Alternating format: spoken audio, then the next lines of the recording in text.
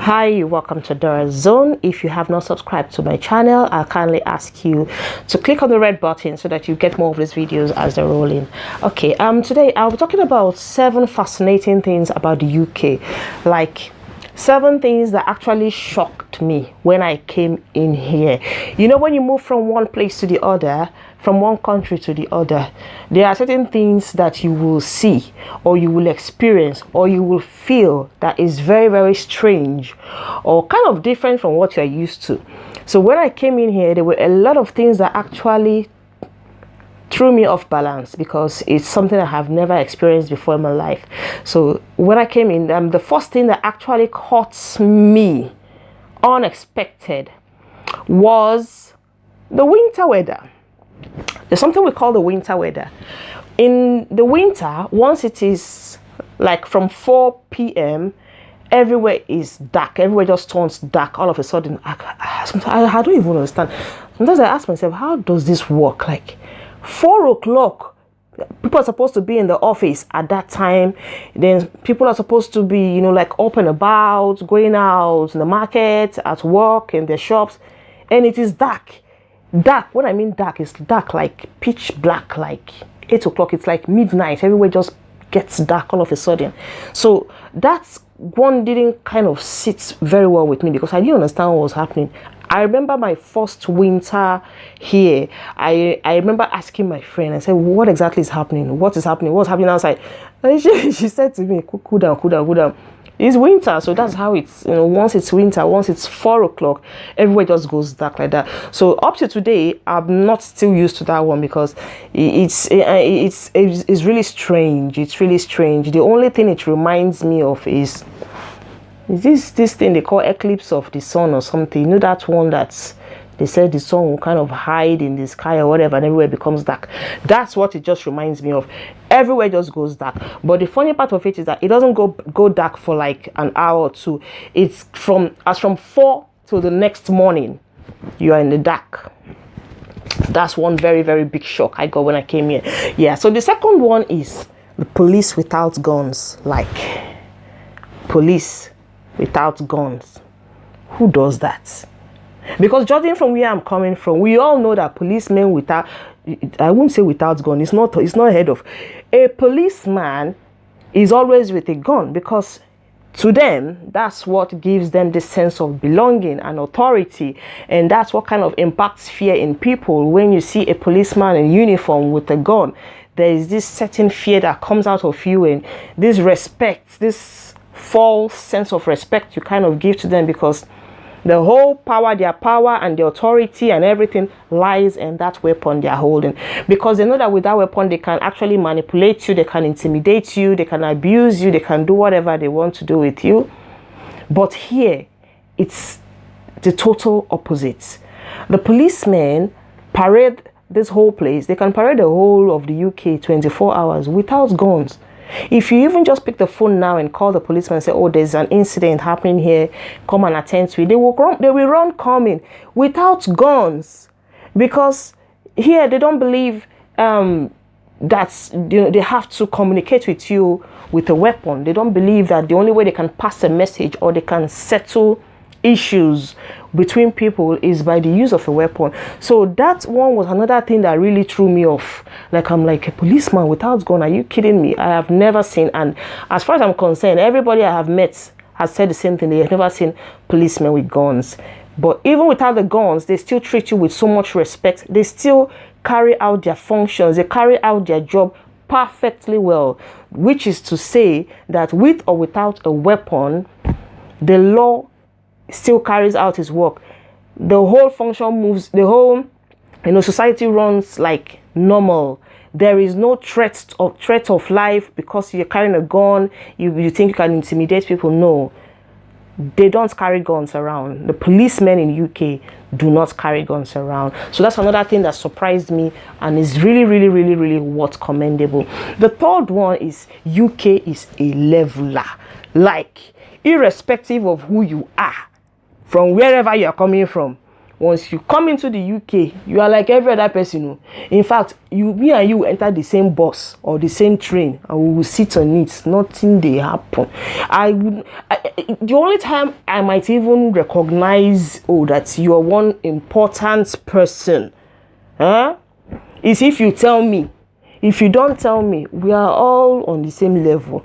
Because the UK, I think the system of government made it that way so that people will not feel intimidated by others, or people will not kind of get abused or kind of get intimidated maybe by other people's wealth or whatever. They try as much as possible to put everybody on the same pedestal.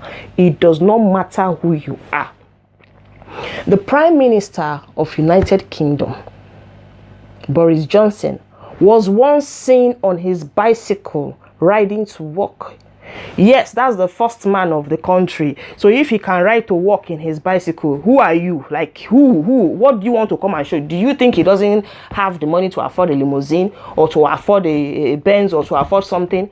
But he decides to do that. That's just to tell you that here, nobody cares about all those titles, all those chieftaincy titles, all those big names you attach to your name. Everyone is on the same level. I remember one year like that. I was on a train going from London to Liverpool, and I sat down. Just behind me, there was this couple, a husband and a wife. They were talking about a lady that was sitting in front of me, like 2 or 3 seats in front of me, and they were like, and the man was telling the woman, don't you know that woman? That's the MP of, that's the member of parliament or something. And the member of parliament here, how do I equate it now to Nigerian politicians? Like, it's like I think it's like a local government chairman kind of we have in Nigeria, and that's who she is. That she was actually in front on the same train, in the same coach with me. She was not sitting on the first class, so the same coach with I that I was sitting on, that was exactly where she was. And I was like, wow, that's UK for you. Nobody has time to look at where you're coming from or to look at your CV if it bears a very heavy name or all that. Nobody has time. So that's one good thing about UK. You don't feel intimidated. If you think you are a nobody, this is the place to be, because nobody's going to make you feel like a nobody. That's it. Number 4, people mind their business. I have never seen a country where people mind their business like UK. My God. You can be fighting now, 2 fighting on the street. You can be fighting seriously and breaking your heads. You're not going to you're not going to create a scene. If you think, you're going to make people will gather and watch you fight. They'll just be walking past you as if nothing is happening. They don't really care. They just be walking, they'll be minding their business. I think the only people that will actually be concerned with what you are doing is the police, because somebody might just ring them to say you are creating a scene, an unnecessary one, and you are actually disturbing the peace of the neighborhood. So that's it. I was on a bus one day and I entered. That was even the first time I came to UK. I just entered this bus and everybody was on their phones. Like, the ones that had their earpiece had it. The ones that were pressing on the phone. Everybody, if you actually enter a bus, or the train, looking for who to chat with, like you want to start chatting with the next person sitting next to you, I advise you not to. The chances are that he might not respond. And even if he or she does, it's going to be a quick response. And they go back to their earpiece. They're indirectly telling you that they're busy. So if you have your own earpiece too, close your ear and listen to music, because it's just part of the culture. Everybody minds their business. Everybody's just on their own, just like that. That's it. You could even have a neighbor. 6 months, 9 months, you might not see eye to eye, because your neighbor is not going to come and knock on your door to know how you're doing. No, they mind their business. Your neighbor is not going to come and poke nose into your affair, because they mind their business. That's one thing with this country. Next is the healthcare system. I have never seen a healthcare this good. Like, the healthcare system in the UK is top notch. They treat everyone with so much respect and dignity. They do not care if you have the means to pay or not, I mean to pay the bills or not immediately. They will treat you, and after that they start chasing their bill, they start chasing their payment. Now I'm talking about when it's an emergency case, like when it's a life-threatening case. For instance, something happens to you and then you go over to the hospital and they see that this case is a very important one. If we delay, it's going to cost the life of this person. They're going to treat you. And they won't just treat you, they will give you the same treatment they will give to any other person that is qualified for a free treatment here. You know, they will not say, oh, because this one does not have a document to stay in the country, let's leave him or let's leave her to go and die. No, they're going to attend to you. And they won't just attend to you, they attend to you with someone. You know, when somebody is attending to you, treating you very well, and is still respecting you on top, do you know what it is? I remember so many years back when I went to one hospital in Lagos. I was on admission there. In fact, there is this general saying that a lot of nurses in Nigeria are very rude to patients. It's not far from the truth, because I have actually experienced it myself, but it's not nice, it's not professional, it's unethical, because the people that are actually coming to the hospital for care at that moment, it's like, apart from God, their lives are also in your hands. So if you treat them anyhow, you shout at them, you swear at them, you rude to them because you think you have the power in your hands to treat them, it's not nice. You could be in their shoes one day, and what if someone else treats you that way? But when you are here, the nurses, the doctors, the midwives, whatever it is, they treat you, they carry you like an egg, because to them at that moment, the first goal is to save the life. The first mission is to save your life. That is what they have on their mind at that time. So that idea of, maybe talking to you rudely, shouting at you is not there. I remember when I was, pregnant for my first child, I was at home and my water broke. And I called the ambulance. From there to when I had the baby at the hospital, the whole thing was like a movie. Just like when you watch these movies, the ambulance is coming, people. The whole thing was just, I couldn't, it was even later I was asking myself, wow, was all this just for me? The treatment was kind of like first class-ish, like the kind of treatment you give to an important dignitary. The ambulance came straight to the hospital. Immediately I got to the hospital, they were already waiting for me. It's like they've been told that someone was coming. Right from the door, from the entrance of the hospital, they were there.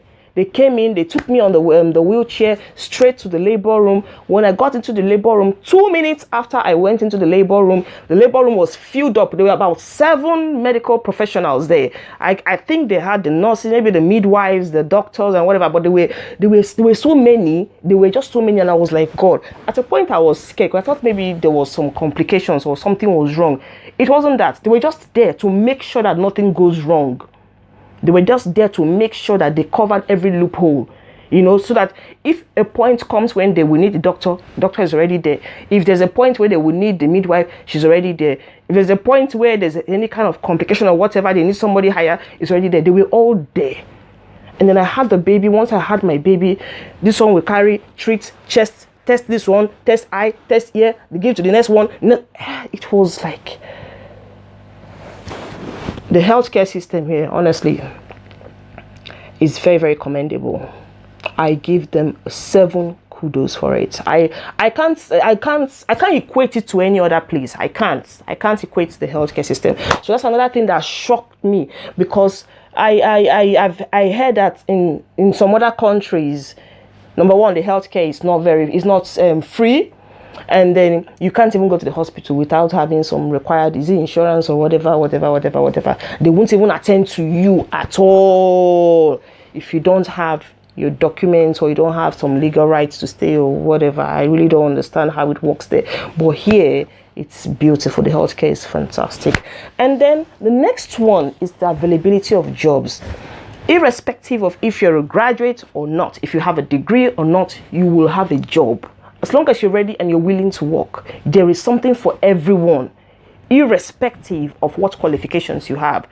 When I was back home, I used to think that jobs like carpentry, bricklayer, plumber and all that were just for, layabouts, people that never do well in society and all that. But when I came here, it opened my eyes so much to see that every job is appreciated. As long as it's something you can do and you're being paid, it's appreciated. Every job is respected. Every job is worth it. Like, they treat every job with so much respect. Do you know that in the UK, I never knew that there have schools where you could learn courses like hairdressing, plumbing, carpentry, bricklayer, painting. You want to paint house and all that.